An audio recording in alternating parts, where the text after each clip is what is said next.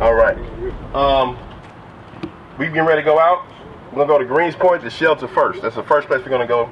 Okay, and then we're gonna go to the northeast side, Tidwell Homestead area, to pass out the supplies that we have.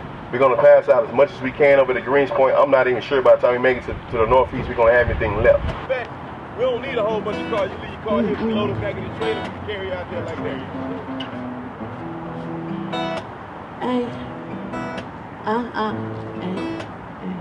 See, whatever you take from this song, it's all you. If you get what I mean. It's more than just hair. It's basically defining your culture, finding out what you love about yourself from within. So, my afro, yeah. The ground in every room I walk in trembles, ay, ay, ay. Be careful. My afro, yeah. The curls grow with so every way they want to. Hey, yes, it's true. My afro really cannot be compared. It's rare, see, to me. It's more than just hair on. It defines the beauty of my soul, so. It defines the things that I know, the depth of my roots, the ones who we come from. Even the ones who we running from, see. Each and every single one of my curls represent one. Oh, just yesterday, I had to pull out my pick. Loosen up my curls just a little bit. Break out my nicks, oh, yeah. Yeah, so, Hurricane Harvey, black experience. This was a black experience because it not only affected us as men and, women out in the community, this affected a whole group of people. And we were just able to capture one neighborhood, honestly, of many. The water line is high. Just want to prepare y'all for that. It may smell, but we're going to get it in to help our people. Y'all with me?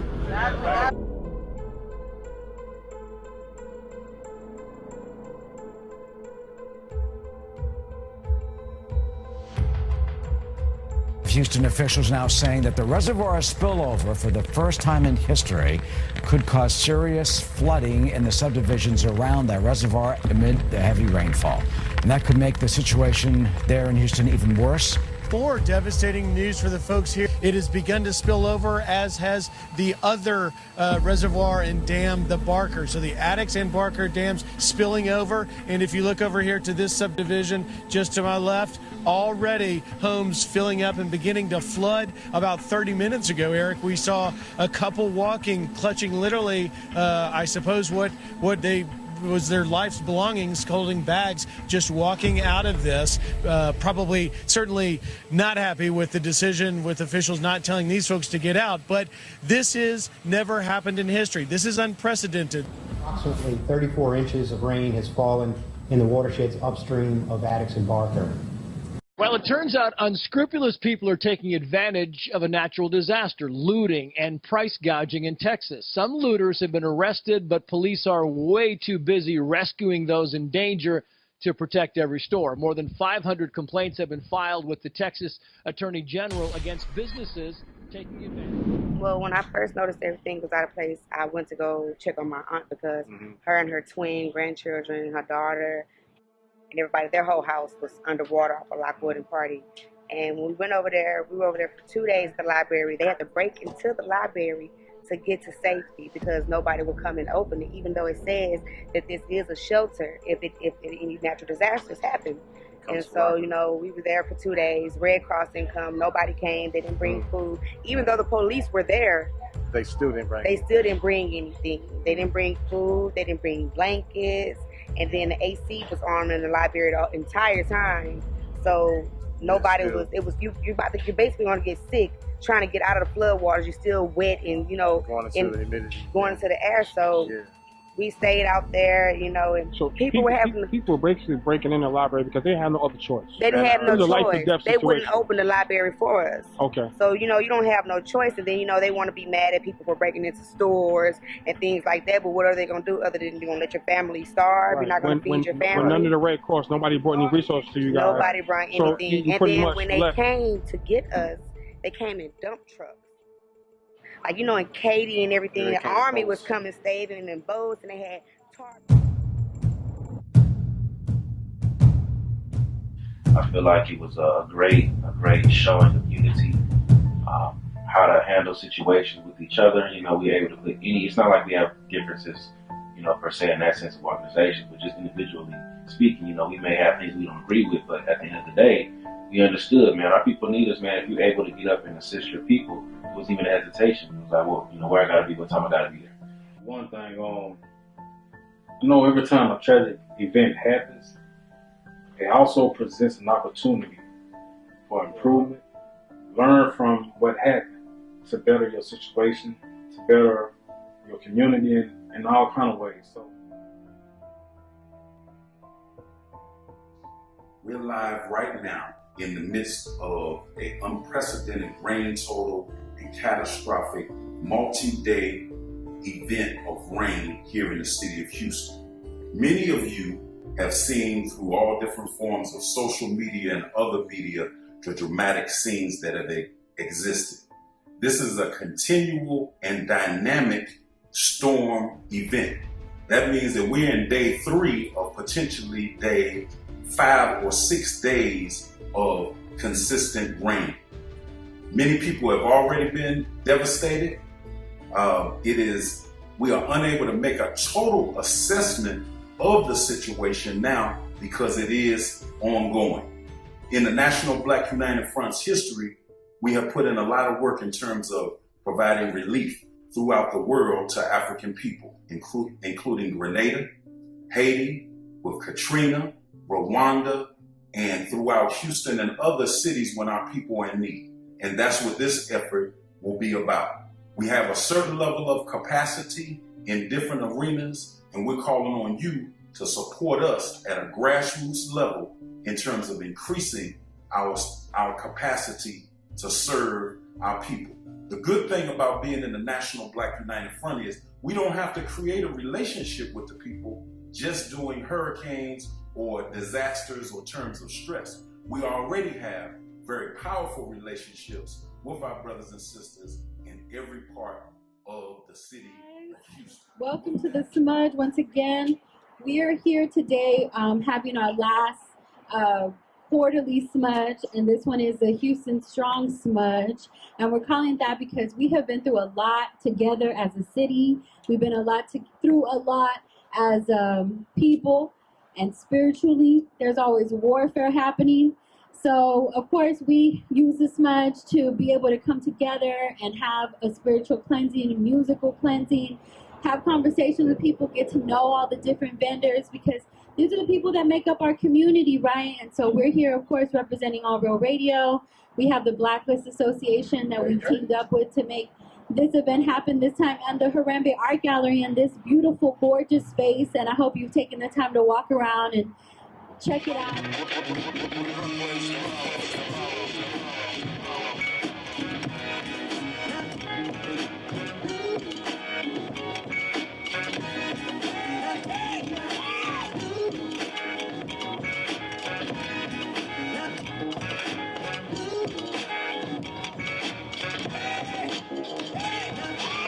Phenom and enigma, like dance and eons beyond what you comprehend through modern day radio and television. Service of eon like all television, in the limelight of prime time like Dion. Through the fall that shine like X-5 Phenom. Let's talk about. Y'all got a documentary coming out, right? yes, sir. Let's get into this documentary, man. What's going on the doc?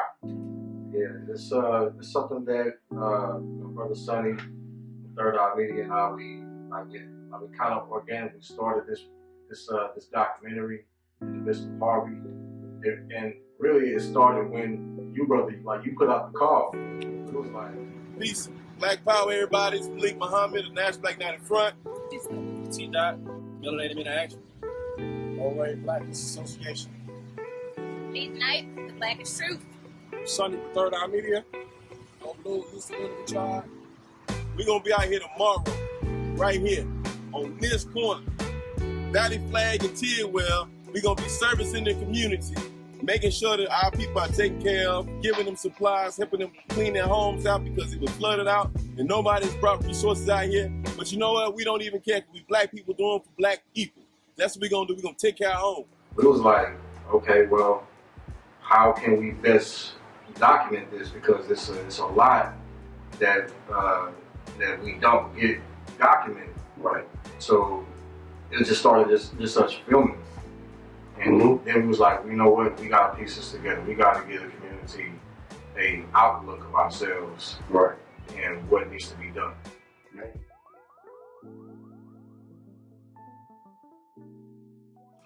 You know, I'm student minister Dr. Abdul Halim Muhammad. I'm the Southwest Regional Representative of the Honorable Minister Louis Farrakhan and the Nation of Islam. And our experience with Harvey just is this. Is that it was reported to me that there were over 900 calls per hour to the 911 calls. So how can they respond to that many calls? So what it was about people helping people, not only during the response and rescue parts, but also during the recovery. We're in a long-term recovery right now. It's going to take 2 years for some of these people to recover because they lost everything. But what happens is that regardless of our creed, regardless of our ideology, our methodology, we have all been forced to come together and to realize that we're black men and black women here in North America and that we got to work together. And this is the definition of operational unity, which is unity without uniformity. And so he's free to do what he does where he does. I'm free to worship and do what I do where I do. But when it comes to serving the people, there's nothing more sacred than serving the people. That's right. That's right. And we on the, like for the city of Houston, we got so much rebuilding to do. It's like you said, it takes all of us in the strength of unity. You know, I'm always thankful for Mars 45 for the outreach and the work that y'all put in. Anything that, you know, we can help support the Blacklist, MMOA, you know, MBUF, all our organizations, you know, we always here. We always here. Well, what we want to say to those who may be viewing this outside of Houston, listen to me. It's us today, it'll be you tomorrow. And if you're in a cold climate, as much as we had 20 trillion gallons of water and 51.88 inches of water rain, I'm warning you that you may be facing that much snow. And you will need us. And as you prayed for us, as you called on the ancestors for us, we're going to be doing the same for you. So come together before the calamity comes, join and unite, and be one when it comes for the people, because there's nothing more sacred than helping God's people. Right. Thank you, brother. I love you for that. I love you, man. Just keep your head high and your fist up, it gon' shine. Just keep your head high and your fist up. With the Blacklist Association. I'm sitting here with our East Coast connections for Hurricane Harvey relief. I have Brother Bash, a council member for the city of Wilmington. I have Sister Vanity and Sister Erin with the Eve initiative. What encouraged you guys for this effort, for this initiative? Well, for me, I got called to join Chester to Houston, and Philly to Houston. But to me, I always knew that there was areas that weren't being serviced, such that FEMA and Red Cross weren't hitting. So that was my motivation to making sure that we got those supplies and things to areas of the community, that grassroots opportunities that, like ourselves, you know, we wanted to service them. You know? Well, I'm originally from here, and I had already told Erin, and I think she already knew inside, like deep down inside, that we were going to respond like to this disaster. And we're all about like community development, like on the grassroots level. The residents here, just like any kind of residents, like everywhere, right? They're like our family, and me and Erin have been doing this kind of work for a number of years, and it just warms my heart, and it's like my gift and purpose to make a difference in other communities. I think when the Hurricane Harvey hit, everybody kind of looked at us like, so when y'all leaving? Because they know that that's what we do. So it was like before we even kind of said that we were going or even put it out there that we were interested in going, people were asking us when we were leaving, what can they donate? And it wasn't even a conversation at that point. So I think that like our goal is to help people from all over, because like God forbid it happens in Delaware, we would want people to come help us. So it's just kind of like one of those things where it's something that we've done in the past and it just comes natural, and being able to connect with people on different levels is natural for us. And it's just important to give back, because you never know when you're going to need some help. On behalf of the Blacklist Association, Third Eye Media, the National Black United Front, and our grassroots organizations, we want to take this opportunity to thank the City of Wilmington, the City of Philadelphia, and the City of Chester for your dedication to providing aid and relief during the recovery of Hurricane Harvey. In particular, we appreciate the initiatives by Wilmington to Houston and Philly's journey to Texas for your efforts to traveling to Houston and sending aid. It's because of you, several communities were able to receive basic and major necessities during the recovery process.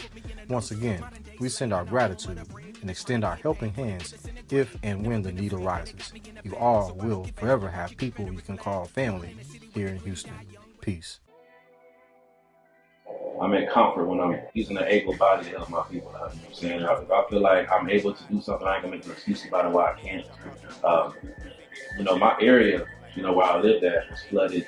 That's after they had released the Addicts and Barker's reservoirs. So when I was able to get my car through some water, man, my whole motive was to just help my people, man. That's my comfort zone. We know from the jump we don't get the help that we need. You know it, you know what I'm saying? So it's like, the people that's going to help is going to be me, my brothers, my sisters, the ones that I'm communicating on a daily basis, monthly basis, whatever have you. So it's just inspiring, man, so I can get even help. So I just don't even involved. I just want to inspire to be able to help when I can. You know what I'm saying? An example, man, that, like Brother Muhammad said, man, this is us today, here in Houston, it can be tomorrow somewhere going from the West Coast. Everybody has their natural disasters. But the unity that we show, man, like you mentioned before, the organizations came together and was like, hey, what we got to do to help? Nobody holds a better heart. We can't do nothing about the past, but we can make a better start. It's just been a while since the avoidance in your face. I just called to say I love you and I hope that all was straight. How was your day? It ain't much to check up on your people. Just to reach out, make sure that they breathing. You ain't gotta hit them for a reason. Family just something I believe in, and I'm saying, man, it ain't much to check up on your people. Cause you never know how much they need you. I will say that I saw on the news where they said they were going to open up one of those gates or whatever. The levees? The levees. Yeah, okay. They reported saying that they were going to open it at a certain time. Well, they had already opened it before they reported that they were going to open it, and they had already opened it twice. So that didn't give nobody in the community time to pretty much get their belongings and stuff situated. The bio is right there. Okay. So we noticed the water coming up, and the water in the front was clear, and the water towards the end was brown. So that's how we knew it was the bio. Right. More bad news for this besieged city. The spillover of the Addicts Dam, for which we are about a block away from, is now imminent. It's not a matter of if. It is going to happen. We just spoke moments ago. I spoke on the phone with Jeff Lindner of the Harris County Emergency Office of Emergency Management, and he told me that they are less than a half a foot away for that reservoir from spilling over and affecting dramatically the neighborhood immediately behind me. He said second-story homes will be at risk. That has never happened in history, that the dams, the reservoir, the Addicts and Barker Reservoir dams, protect the city, downtown Houston, from the floods, and that is going to spill over today. When we were in the woman's house, helping her move stuff and helping her, gut the home, and just seeing how she lost everything. When we was watching the news on Thursday, they was telling us about the flood down at Dickinson, that they would evacuate most people. And he was saying, stay home. If you don't have to go nowhere, stay home. Because as long as I've been living here, my home never did flooded like this. Even when we got Allison and Katrina all up in here, you know, the roof blew off, but not no flood and stuff. So Friday it rained in here. We had to live with the rain coming in. Saturday it flooded, so the life truck got me and my husband out here. Good thing the neighborhood was up, because we may not be living what was up here when they rescued us out of this house. But was just so happy that somebody came out to help, because like you said, we reiterated this, you know, quite a few times. Nobody came out there to help them people. You know what I'm saying? And I think they were just happy that they were seeing some young brothers and sisters out there just willing to get their hands dirty, you know, just out of pure love, you know, and a willingness to just want to help, you know. So for me, like we just said, it was just feeding off of the synergy that was already present. You know what I'm saying? Like, my brother's working, my sister's working. What can I do to just help further the cause and do my part? So we went through all that water to the school over here on it's all right, come on. And then they had them phones that was on the floor. So like, you know, in Katy and everything, the army was coming, staving in boats, and they had tarps over it was no tarps over the top of the dump trucks. It was nowhere to sit. It's basically nasty. People have open wounds on them and they have to come here. It's elderly people that are blind and disabled and can't really just function on their own. They have to sit on the back of these dump trucks, and then they dropped us off at Kashmir Transit Center, where it was still raining, it was still flooding in the area, and was telling us to wait for buses to come to take us to George R. Brown. Wow. So, and we were up past Mesa back in Lakewood, and we heard the same exact similar stories about how people came to get y'all, but they left y'all. Yeah. At the transit center with no resources. In general, right? No resources. No resources. So, like we didn't see a Red Cross. No we Red didn't Cross. see FEMA. We didn't even see pretty much the police coming to help. No, nobody came to help. The police were just sitting there to watch over what we were doing. Right. As far as your experience goes, when it comes down to a flooding, about how high was the water here? Well, it was up to my car right there. It was up to me right here. Because it's flooded out. It was up to right here on my car. Wow. Wow. That's about 5 feet. I want to say, Right. My husband was, but see, he had a stroke a couple of months ago, so it was hard for him to get out. Is he okay right now? But he's okay. Okay. He's done pretty good. Nobody came to help. The police were just sitting there to watch over what we were doing. Right. You know, they see Right. people breaking in. The first thing you see on TV in Fifth Ward is some people breaking into a store, but they don't show you the flooding waters and the old people that's stuck in this water. And nobody was prepared for this. I mean, the news didn't even cover it the way it's supposed to have been covered. Of course. And that's exactly why we're here, because we need to hear the true story about what happened, so that way, not they can fix it, so we can fix it. We have to just be off the self. We know ain't nobody coming to help us. Right. We know they're not going to send aid to us. They're not going to send food, not going to send diapers to your newborn, even to a sick elderly at that Right. fact, right? So this is purposeful to get an outlook of ourselves and try to fix within, we have right? to fix it ourselves. We have to be there for each other. I mean, it was our people that were in the flood, feeding each other. Exactly. You know, we had men. The men, they were talking about these men going to break into these stores. These men was going to break into these stores. They were feeding the entire library. They were feeding kids first. Then they would feed the elderly and the sick, and then they would feed everyone else. And they were doing it on their own, and constantly putting their health at risk, because they're steady getting in this water. It's snakes in this water. It's all types of feces, chemicals in this water. But they're doing it just out of the love of our people and making sure that we're straight, because ain't nobody else gonna do it but us. So basically, like, we just hear the same narrative that, we are criminals, we're breaking into stores, but not understanding why we doing this. We didn't have nothing. When there's a whole community of people not getting resources that we need to feed our families. So, it's like the sister said, like, the men have to go in, get into these stores to feed their families. It's not looting. It's called survival at the end of the day. Am I right? Right. So, that's what we want to hear, sister. That's exactly what we want to hear.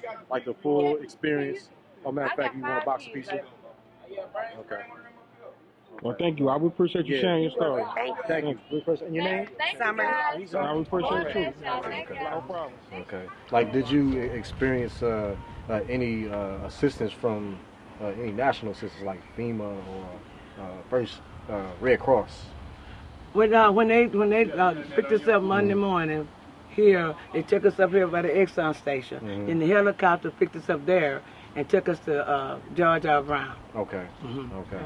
How many days have you been back? Well, I just got back here Wednesday because the lights had come on and the water was gone. Okay. And so we got the carpet and stuff out so it wouldn't stink because it was stinking in there. Yeah. So we was trying to get everything out so they can dry it and put it on the street so it won't stink up the place because the place is really stinking. And the food and the refrigerators and freezer, it was messed up because the power was out. And they knocked over my freezer in my garage and refrigerator stuff. And everything was floating around, so we had to get it out. Now, because it had stopped raining and the water kept coming. Because it always, when it stopped raining, it always flow. Right.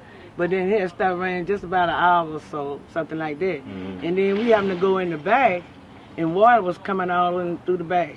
You know, the back bedroom. So you didn't start getting flooded until after it stopped raining and then the levees opened up. That's when you started flooding. Right. So the rain didn't flood you out. The levees being open flooded you out. Because the rain came on, but it stopped raining. But I don't know whether they had a backup or what. And then it started flooding. And then it started.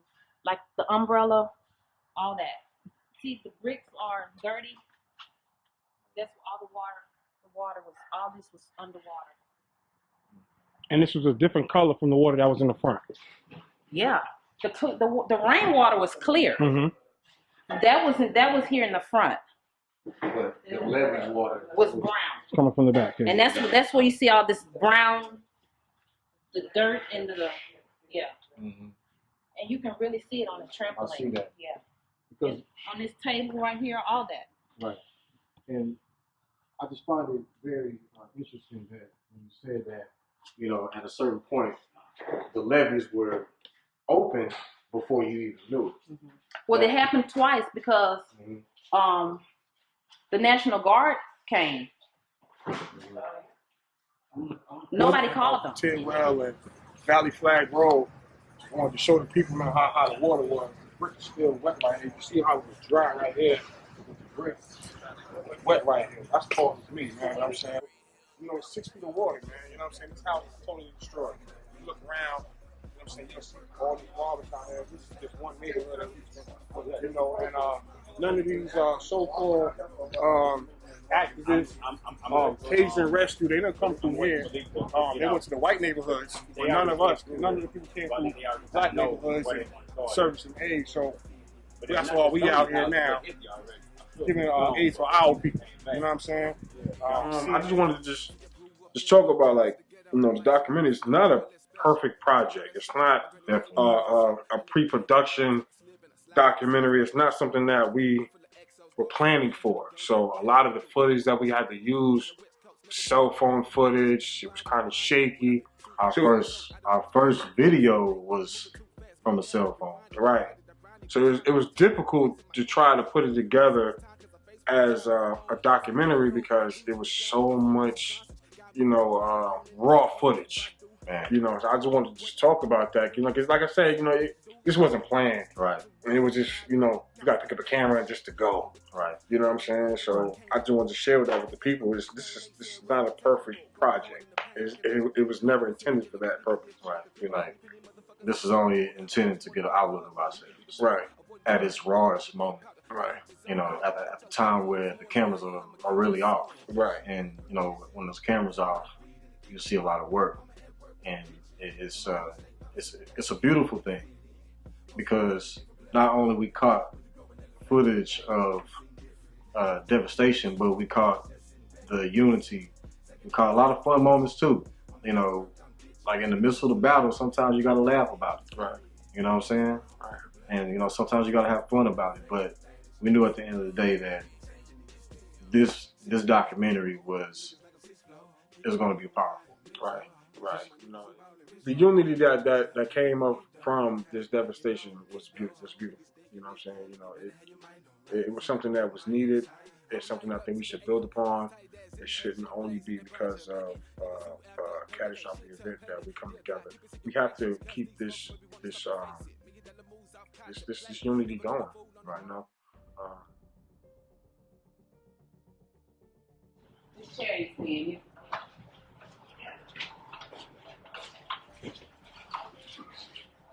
Man, can I ask what your name is? What's your name? Kim. Kim. Have you guys received any help from FEMA or Red Cross? Anybody Not that's as yet. I as of checked yet? the status online, and what they did was told us that they're gonna have to come out and assess. Okay. But they did approve us for a hotel stay. They approved us for monies to replace food and items or whatever. Okay. But other than that, we You have so no immediate help, nobody, no police come by. We all we got.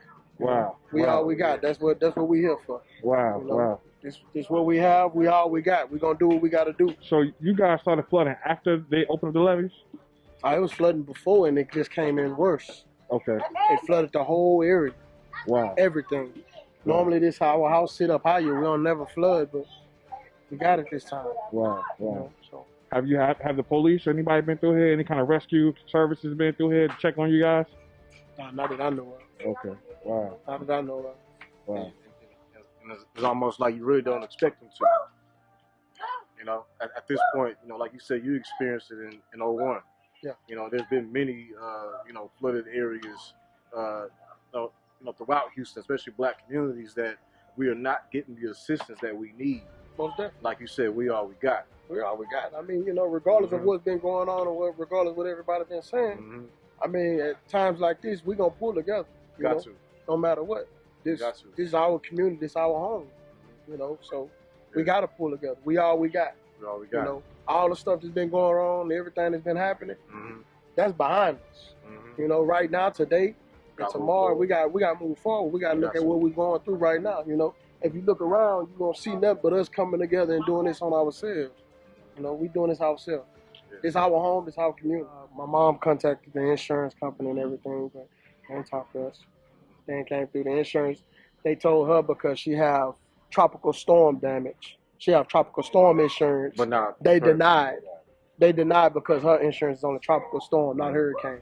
Wow. And this was a hurricane, so they denied. Wow. Wow. What insurance company was that? You know water just came like that and just wiped her completely out. My mother has a terminal illness, and she was actually trapped, and it was hard to get the door open because of so much water. Try to pull the door open to get her out. And, How long did they actually take to get here? the next day. It took a whole day. So how was the water while y'all were waiting for the day? Waiting for y'all just standing and sleeping and sitting. Yeah. So it's kind of like the same story we've been hearing, is that like we're not getting no type of assistance that other areas are getting assistance in. Now, one interesting thing that's common around is that everybody pretty much experienced the same type of water rush at the same time. Like, did you notice that it was raining hard, and then all of a sudden, just water just came out of nowhere? Actually, it was raining hard, but the water hadn't rose yet. And then when it started, it came to the driveway. But once I guess they released whatever they did or something, the levees or whatever, and then everything just went out of nowhere. It came so fast. Getting past Tidwell and Mesa. So we parked, we sat there, whatever. So we decided to come back. So by the time we left for about 4 hours. So by the time we came back, about 4 hours, we could not even get on the street. We parked the truck on Tidwell, walked through the grass, came in the house. The floors were just barely wet. Within like about 6 or 7 minutes, the water just started coming up. So that's how you kind of know like the levees was already right. That's how we knew that they opened it that time. Okay. As a result of those levees being open, how much did you lose out from your house? Everything. Everything. As so you can see, everything. I'm looking back in the wall and I see how high the water is. Yes. You know. Yes. So pretty much your car was completely underwater. And yes.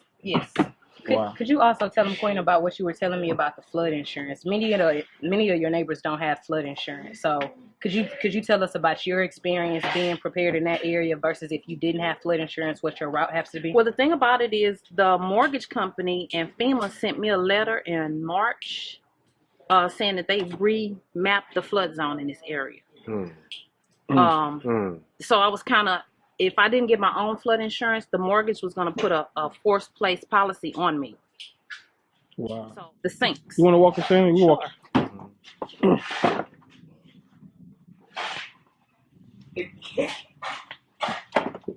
This was water line on the. On the car. And is the vehicle any good? Can you drive your vehicle? Oh no. So the vehicle's no good. Right.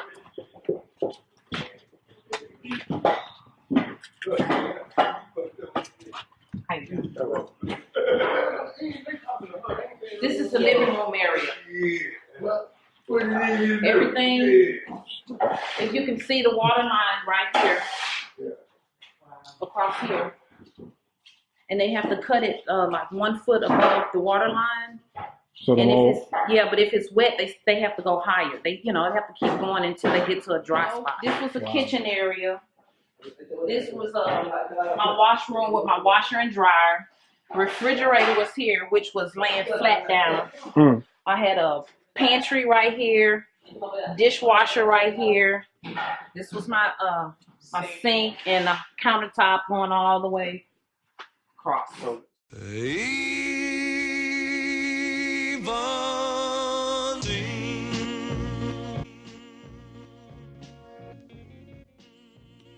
hold on, we can't bring that stuff inside? They're not gonna let us bring anything inside. Why? Because that's that Red Cross policy. The mall or the Red Cross? So anyway, I'm part of them, so you talking to him, talking to me, so it don't really matter. So that would be a good suggestion because there are lots of people there. Yeah, I'm recording. Yeah, Yeah, I'm recording.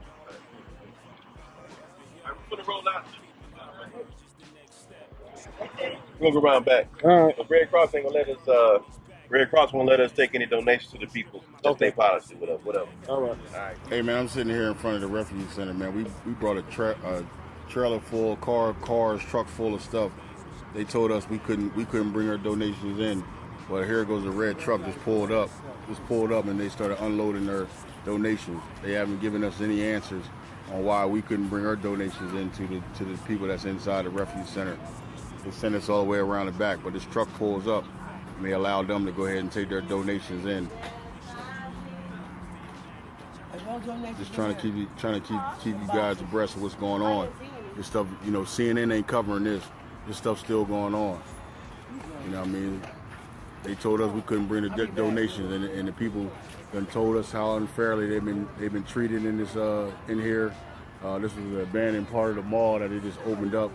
They said it smelled like mildew and everything in here, mold and everything in here. And now we come with donations, and they tell us we couldn't bring the donations in, but let someone offload what they wanted to offload. Yo, where's this from?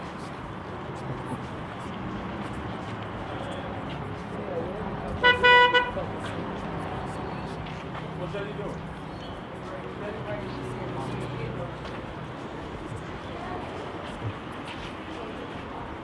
So y'all taking in donations or what? Yeah. Because they told us we taking no pictures of in here. I'm not taking pictures. Okay. They said y'all not taking donations, but y'all taking donations right here. We just pulled up. Is this donations? Are y'all taking donations or No, not? man, just a minute. Gotta be. Why they keep bringing this? Are y'all taking donations or not? I don't know, sir. Hold on. You don't know, but you taking them in. I sound like you don't know, but you taking in donations. No peace.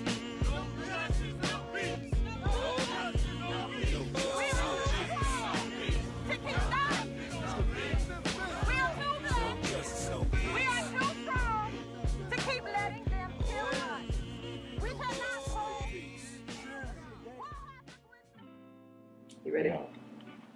Peace. I am Alicia Miles, born and raised here in Houston, Texas, and my connection to Harvey was unexpected. I didn't really have any negative connotations to like a hurricane. because we've been experiencing them. I guess it was kind of like being desensitized, right? We've been experiencing hurricanes forever, you know. As a single parent, you have to start, like I had to start to formulate, like, what are my escape routes? How are we going to get out of here? I got 2 little bitty kids. Neither one of them going to be able to swim. What am I going to put them on? How are we going to get out of here? What do I need to put them in to sleep if we have to leave in the middle of the night? What are they, you know, and so it's just like, what's this realization that this water was not going to stop coming? And I lived in a neighborhood that's flooded historically. It was kind of like, yikes, okay, this is serious. You know, it touched me, impacted me in that way. And I realized maybe 4, maybe 5 hours into it, that nobody was actually responding to the calls for help. Nobody was answering. And so I got on the Zello app, which is kind of the next thing. I got on the Zello app and went looking for this Cajun Navy and all these other, you know, first responders and volunteers, and got on there and found them and talked to them for a while. And every time you would post a address on the south side of Houston, you would get a response of asking people, are they armed? Warning people about being safe on the side of town. And I don't live in what's necessarily considered a bad neighborhood. I live in a working class neighborhood. And so it was really weird to see that I could call, you know, I'm trying to call and get assistance for people to get rescued. And I'm kind of being handled like it's not safe for people to go in and do the rescues. Like there's no ground to stand on. Like who's gonna rob you? They got boats. If the robbers got boats, then we wouldn't need you, you know. So and then I went to another channel, it was like the South Houston Rescue Channel or whatever.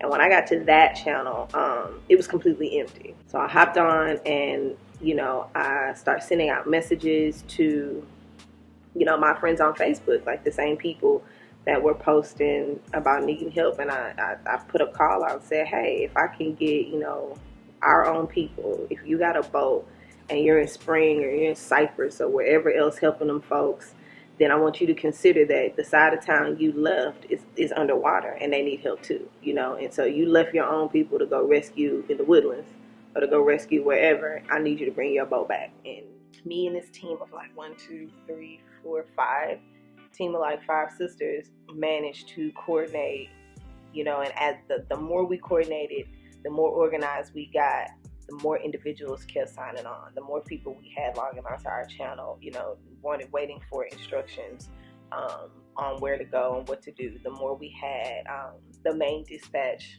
from the Cajun Navy who would come over onto our channel and be like, hey, I got some more boats for y'all. You know, y'all are doing an amazing job. Here's some more boats. Here's some more boats. And so ultimately we ended up rescuing about 75 families from 288 in the Beltway South all the way across in that strip, across the Beltway over toward the Beltway and 45, and then down into what's that? Down 288, Alvin, and into like further south down 288. I can't think of, we ended up rescuing like 15 horses from off of this ranch down there somewhere. But yeah, and I was able to do all that from the house, right? To me, so like, it kind of spurred this thing inside me where it was very clear that, and I say this to people all the time, which is why it's crazy that this was the moment where it kind of clicked to me. But it was clear that, number one, that nobody was coming to help. Nobody was coming to rescue us. There was no charity that was going to happen. But also that everything we needed, everything that we needed to succeed, everything that we needed to get the job done, we already possessed, right? We already had within us, and to work together as a team to achieve those goals. And so for me, like, that was a game changer. And it moved itself into working, you know, right now where I'm still doing Harvey relief, but I'm also working as a, you know, for the long term. And for me, the long term is what's important. You know, it's important to prepare people for disaster because it's going to happen, but it's important to pay attention to being prepared before it comes to, you know. The solution, though, was to meet these kids and these families where their needs were, and I don't think that's something that we're doing right now. We're estimating what the needs are. We're projecting our own thoughts and ideas about what people need instead of talking to people and finding out what they need and meeting their needs first, and then going from there and expanding what they need and expanding their assistance into all the other things that we have to offer them. So I think, you know, the first solution definitely is to look into our past and look at what has worked and look at what our people need immediately, you know, be that.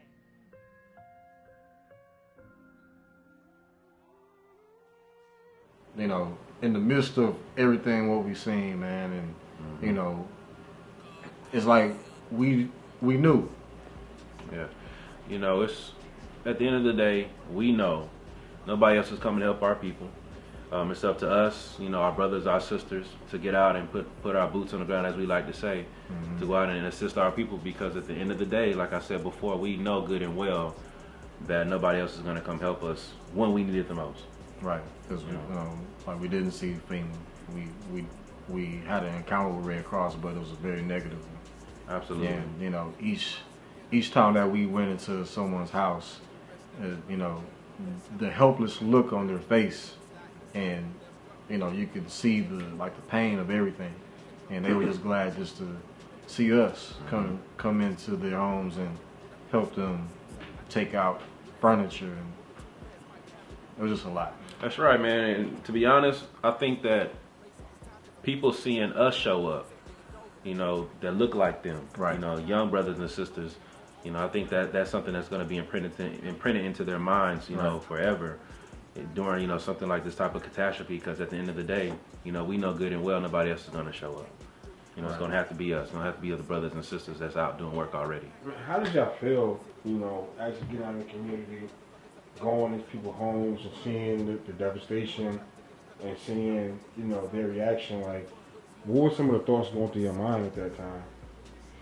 I know for me, it was like, this could have been me, but at the same time, I was hurt for the person that lived there, because I know that their personal belongings, they were all gone. You know, cars, like the whole home. It's kind of bittersweet. You know, I can in many ways sympathize and also empathize, because I lost a car before in the flood, so I can feel some of the pain. You know, I haven't lost a home or all of my property and belongings from my apartment, but losing a vehicle and just being misplaced for a little bit, so I do understand a little bit what they're going through. But you know, the sweet part, I guess, about it is that I'm in a position where I can help. Right. You know, where I'm able to you know, be an able-bodied man and put it to work, and don't feel like that I wasted my time or that I didn't utilize what I have to offer the right way. So it's a little bittersweet at the end of the day, but you know, these catastrophes happen, and we got to have response. You know, and that's what we're here for. Right. In time of need, we show up. We show up. Solutions, because we know we can't stop Mother Nature. We can't stop a natural disaster from happening, but we can be prepared. So I think that the solutions to be throughout the year, make sure you gather up and purchase and get supplies that we need during those times. That way when it occurs, you already got what you need. Whether that's non-perishable goods, whether that's getting you a raft, you know, waders to walk in water with, flashlights, batteries, all the essentials that are needed in the time of the disaster, especially then with floods. So we can't stop it from happening, but being able to counteract some of the I guess some things that we didn't have or that people were needing to have. So a place where we can store all things at, so when this happens, we can go somewhere and be able to give out supplies and resources to those who don't have it. Right. Well, and when it comes to looking for support in the city of Houston, Grassroots, there are plenty of organizations that do exist. And I would say that to reach out to someone that may know of an organization. Even sometimes it could be a church that knows about organizations. So it's like we're reachable. Houston has sprouted up out of nowhere. Right. And we're not that type of city that looks for recognition. Right. Because we've been doing this. Right. So it's not about that. It's more or less of just building our community and offering solutions to our community as well. Because we learn, even as organizations, that some things are better yet prepared if it's planned out correctly. Right. So, when we offer solutions to the community, is more or less because we're looking for the best interests of our community. Right. And we want that to grow. So we got this footage to show that it can be done. Right. The notion that black folks can't work together is a false notion. We want this to be a blueprint. This is not something that we're trying to get patted on the back for. That wasn't the intention. No. We want to show that black folks can work together and other cities can take whatever we're doing here and adopt it and become unified in their cities. Right. Right. Because at the end of the day, like, the prize award is seeing a smile on, just seeing a smile on somebody's face. Right. And during those times and those days, we were out, working. Even in the midst when I was tired, I was like, I feel like I could do some more. Right. But I know that at the end of the day, I have to get some rest too. Right. But I was eager to get back the next day. Yeah. Definitely eager to get back the next day to, put another smile on somebody's face or hope in somebody's heart. So salute to Brother Kofi. Absolutely. What's the name of that sister that's always at MBOF too? I forgot her name. Sister Falani? Yeah, Sister Falani. Sister Falani, she was organizing. Sister Falani, thank you. Yeah. Thank you. We got Tribal Power. Tribal Power in the mix. Sister Kane. My brother Anthony from San Antonio. Oh yeah, right. He came out from San Antonio. There's another brother, Chris, that was with him too. Chris is in Buff, I believe now, if I'm not mistaken. Okay. I believe so. Okay. Sister Neek was out there as well. The Shrine Black Madonna. Shrine. They had, even though we didn't get any footage for them, they was putting in work too. They were taking in donations. Special thanks to the sisters and brothers of the Shrine Black Madonna. Who else? Shout out to Brother Cliff and Hoop Jargon. Hoop Jargon. They showed up as well. They had a shoe drive. So they had some other things going on too in the neighborhood. They went to a brother's home and posted up there and had a setup, and it was nice. A lot of people donated shoes. The Philly crew. Oh, Philly crew. Oh, my Philly crew. Lavinia. Yeah. Sister Ashley, she's from Dallas. She came down with Lavinia. Did she come down? Yeah, she did come down. Yeah. Ron Green. Ron Green. Shout out to shout out to Ron Green. Can't forget about Delaware. Wilmington. Wilmington, Chester, Philadelphia, Brother Vash. Your homie that hooked up with Vash. Yeah, man. Shout out to my boy Richard Raw. Because without that big truck that came from Philly and Delaware and, everybody up top, thank y'all. Peace to the brother, the homie Pop. And, that's right, and the homie Talik, they was all out there working. It was just so much more widespread. Y'all only seeing this much. Full Flavor Cafe. Full Flavor Cafe. Full Flavor Cafe, that's right. Lisa Miles, thank you. Lisa Miles was very powerful during this time. Our radio, appreciate it. Conscious Mindset. Conscious Mindset, Brother said. Melanated, Illuminated, Brother my brother right there. That's the hottest media in Houston right now. Shout out to the homie, man. That's my boy, man. I'm so proud of him, man. Definitely. Olu and, twins. Yeah. Everybody from that tribe. So, Man, everybody RBG, if you ain't RBG, you Black Power. You ain't Black Power, you Black Liberation. Whatever, but it's all a collective effort. Dallas too. That's right. Dallas That's Click. right. Dallas Click. Yes. Special shout out to Naomi. Naomi. That's the sister. Naomi Love, yeah. Yeah. Okay. Shout out to Naomi Love. She's the one who introduced this documentary with a powerful voice. Yeah. So thank you. Definitely. Yeah, thank you to my brother Alexander on the East Coast of New York. He sent supplies down from New York down here to look out. Wow. So big shout out to my brother out there, man. Yeah, big shout out. Yeah, shout out to New York. We had some people that did donate, and special thanks to them. California, because I believe Olu actually went to California for the benefit, concert. So thank you, Oakland. I think Louisiana, Florida, all in between that stretch. International. Yeah, international. But these are people that donated Grassroots though. Right. So it like work in the community can be done. Right. Man, peace and blessings, Black Power. I do hope that the documentary is more than just the Black experience from the devastation, but also the unity that we showed. That not just Houston, but from all around the world, from all around the country in specific, that we do come together. So the rhetoric that Black folks don't sit together is false. It's just not real. It may be real in certain pockets, but not as a whole. We're showing you right now that we stick together in times of disaster.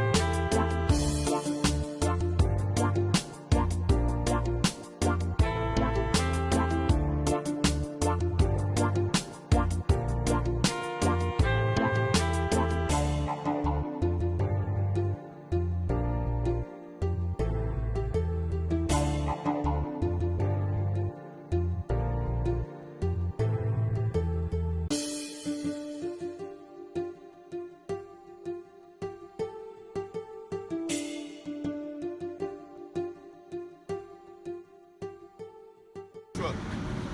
All right. Let me know when you go. Peace. Black power, everybody. It's Malik Muhammad, the National Black Knight in front. T-Dot, Melanated Men in Action. OA Blackness Association. Midnight, the Blackest Truth. Sunday with Third Eye Media. Blue, Houston Unity Tribe. We're going to be out here tomorrow, right here, on this corner. Valley Flag and Tidwell. We're going to be servicing the community, making sure that our people are taken care of, giving them supplies, helping them clean their homes out because it was flooded out and nobody's brought resources out here. But you know what? We don't even care because we black people doing for black people. That's what we're going to do. We're going to take care of our own. So come out, be a part of something greater than yourself. Black power. Also, I want to give a special shout out to Master Chef Sherman. Master Chef Sherman right here, he allowed us to use this property as a staging ground. And he's going to be giving us supplies as we supply the community. So if you need something, if you were affected by the flood, come out. All organizations throughout Houston, I'm calling on everybody. We got some representation right here. Come out, be a part of this. Let's go. Let's go, Black Power. Share the video. Share the video. Like and share. And come out tomorrow. And we're going to be out here, not just tomorrow, but Friday, Saturday, and Sunday. Meet us at MBUF at 2428 Southmont Boulevard, Houston, Texas 77004.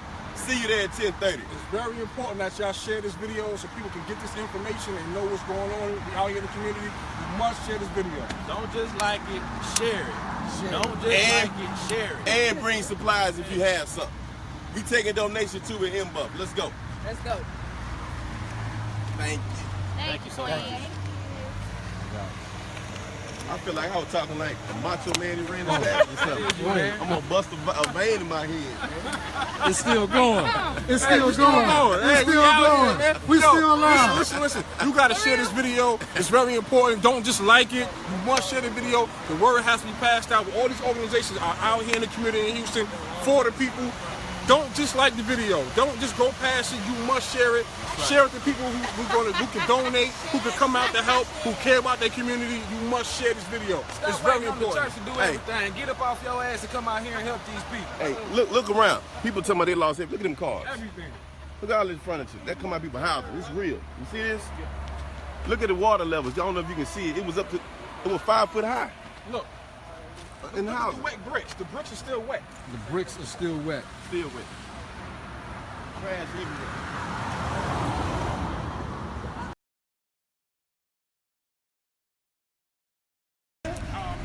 Tribes are out today. Good old. Oh yeah, HUD in the building.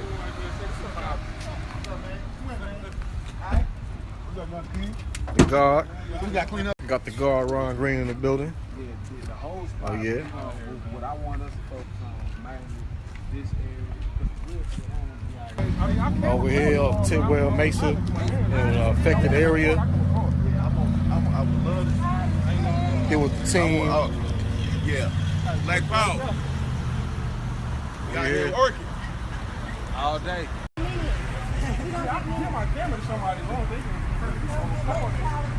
The voice of the people, Minister of Information. It's necessary. You come to the neighborhood and you put in work. Give your fingers a break. That's what I'm saying. This guy's my leader. His name is. Hold up, man. This boy here, man. I think everybody agrees with me. This guy's the leader. That's him, bro. That's him right there, man. Had to get you, bro. Had to get you, bro. One of the affected areas out here in East Houston. The tribes and I, we're out here, building with the people right now, trying to see what we can do for tomorrow.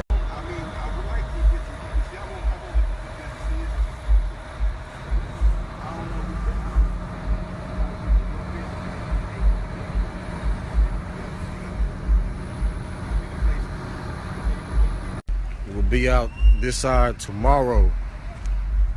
Tomorrow, the BLA, MBUF, Houston Unity Tribe, Tribal Power will be out here with the people. Peace and love, family. I'm out here in Northeast Houston. We'll be out here tomorrow in one of the heaviest hit areas that happened during Hurricane Harvey.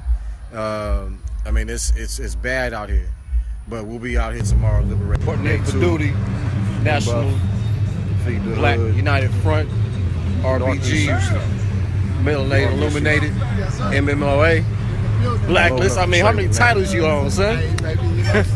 Blacklist Association, Middle Age Illuminators in the building, MMOA is in the building, M-Buff is in the building, Tribal Towers in the building. We're about to feed the hood.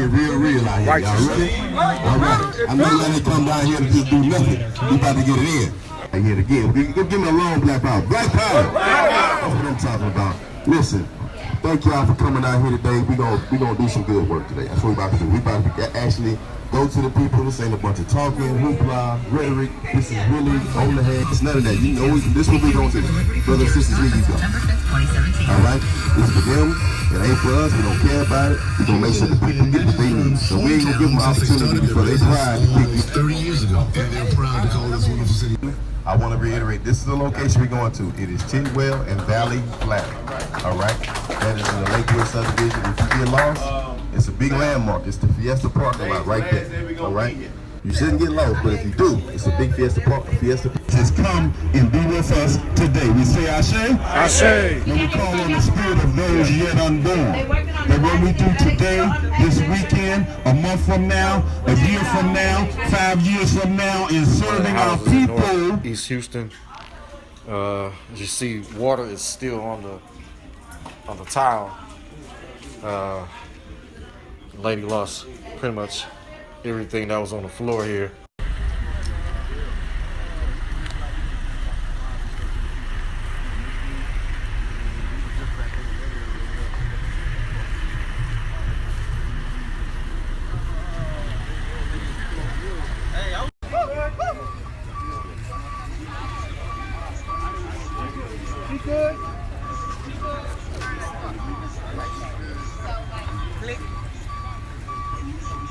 She gone. She back behind that truck again.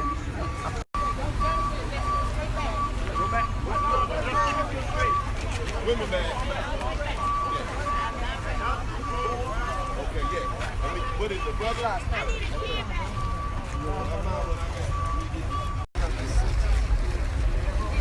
Women bag.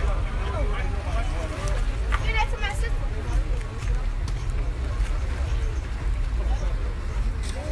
She in her car.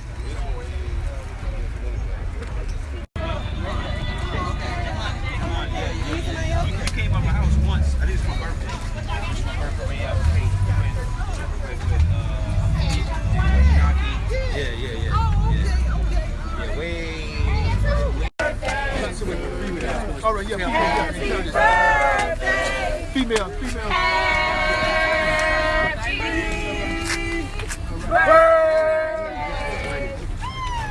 Happy birthday. Go. My name's Treasure. I've been a resident of Houston, Texas, on and off for about 12 years. Luckily, I guess for myself and my infant child, I was not in Houston when Harvey hit. I was in Atlanta, Georgia, and I ended up being stranded in Atlanta, Georgia for about a month or so after Harvey hit, because it was just, at first it was very hard to get back. But secondly, like, it was like, what am I going back to? Like, a lot of stuff was closed down, a lot of people without electricity, a lot of people without housing, a lot of roads closed. In certain parts of Houston, they even had curfews. So during the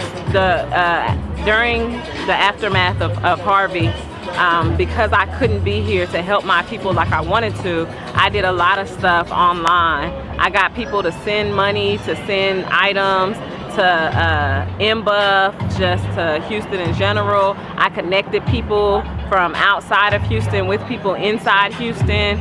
I was able to call people and find people food, places to stay, clothes, whatever was needed. At this point, there's still a lot of people who have a lot of housing damage. And first and foremost, I would say, please, please, please do not sell your houses. Don't do that. I'm wishful that people will get that message to hold on to what's theirs. We're seeing all the regentrification happening across the country, happening even here in Houston, and I really feel like that's what they're trying to do. now that Harvey has passed, they are really going hard trying to buy everybody's houses. So instead of putting more effort into fixing people's homes and helping people to keep their homes, they're like, oh, we'll take it. However it is, we'll just take it off your hands. You don't need it. And that's so untrue. Like, it's too many black people that don't own nothing that will die having rented a house for 30 and 40 years. Don't own a car, like barely own like the stuff in their house. Like, they still renting it from Rent-A-Center. Like we have to, as a people, we have to hold on to things. We have to own things. We have such a huge buying power, but we waste it on frivolous things. What I want to see is the community going out now more and helping these people with mold in their house, helping these people whose houses have been substantially damaged, and helping these people to fix their houses, because a lot of people don't have the money to do it. And, you know, insurance companies, we saw it with Katrina, like, they don't care. They just left people out. And so we have to be consistent. We have to make sure that people are getting all the help that they need. And also we have to inform people, like, not to sell their houses. And if you must sell your house, because we understand everybody's not in a predicament where they can, you know, buck the system and try to fight to keep their halfway gone mold-filled house. So at least sell to somebody of color. Like, there are so many black realtors out here that have great ideas to do great things in the community, for the community, and keep this community black owned. And so just keep the unity in the community. Rely on each other, help each other, and well, let's work this thing out. Thank you. Let me know whenever I'm going. Do you want me to start with my name? Yeah, start your name, what you do, right. You know, your organization. Got you. So what's up, man? My name is Blake. I'm a speaker and an author. I write books and I help students transition through that next level, starting from middle school, high school, and throughout college. One of the things that has impacted me recently was Hurricane Harvey, whenever it came last year. As an entrepreneur, I lost several engagements, and I also lost some product throughout that part of the year whenever that natural disaster came through. But one of the bigger things that I realized was so many people lost so much more. I had the opportunity to volunteer in Missouri City at my old high school, Thurgood Marshall High School, and they had that high school as a shelter. And I had the opportunity to speak to a few people about what they went through and how much they lost. And so many people lost so much, so many families lost so much, that I think it was critical that the community came together as a whole, not just in Houston, but in several parts of the southeastern part of Texas. So one of the things that I saw that was needed at that time was just the unity. People coming together, people banding together to say, hey, whatever is needed that's tangible, like clothes, like personal items, like water, the unity is what brought those things out, not really somebody saying, I'm gonna purchase that, I'm gonna get that. It was about people coming together, not only to make sure that those items were purchased or donated, but making sure that they got into the right hands. Right. So for me, I definitely saw that in Houston. I think Houston has a reputation, like when you compare it to somewhere like Atlanta, they say that Houston is more of like for lack of better terms, like a selfish place. They say, you know, in other places, black people help black people more. But I think whenever you are faced with adversity, that's whenever the true character of someone comes out. And I think the true character of Houston came out in other parts of Texas whenever that disaster came, because whenever it came, we banded together to help each other. And there's still people that's out here working feet on the ground to make sure that people are still getting what they need. So I thought that the main thing that was needed at that time was unity, and I think that happened. I thought that whenever certain people came to the city maybe a month later, they didn't even realize much of the disaster that had happened, because the morale was back up so quick and everybody was back supporting each other as if nothing had happened. You can see the changes in the houses being destroyed. You can see the changes in the neighborhoods, but you didn't see the change in the character of the people.